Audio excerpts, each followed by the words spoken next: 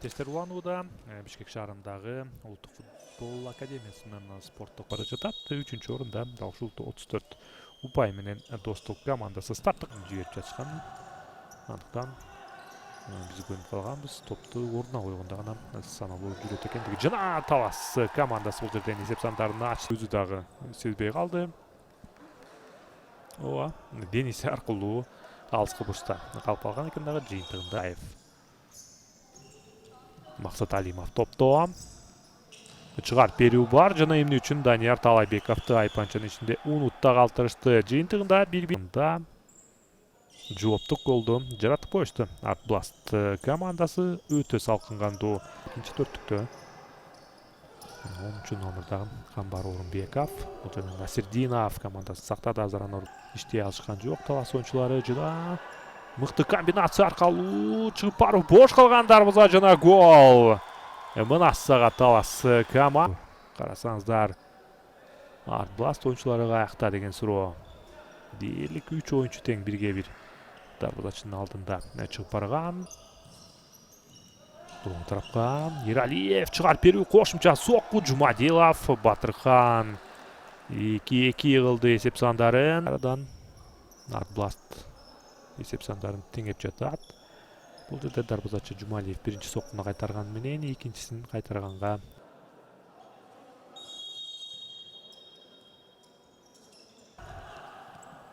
улам бир оюнчуну жазгырды. Жана Талайбеков жана кубаттуу сокку бар бул эпизоддо.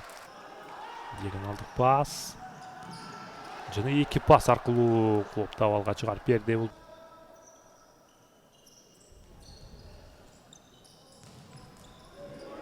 Жумалиевден сейф Талас оюнчуларына.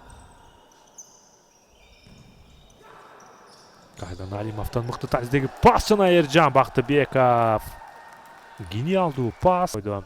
Карасаңыздар, кандай тариздеги пас. Позициялык ката Аскат Мыктыбеков оюнчусун артта калтырган. Артбласт командасында жана кезектеги чабуул Жумалиев командасын сактады.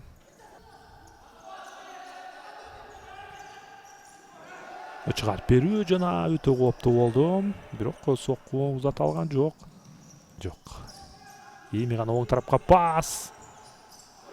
Жана жакынкы бурчта 8 секунд убакыт, бурчтан чыгарып берүү. Жана Насирдиновдон бош дарбазага таамай сокку. Жыйынтыгында 4-2. Ошентип таамай болду.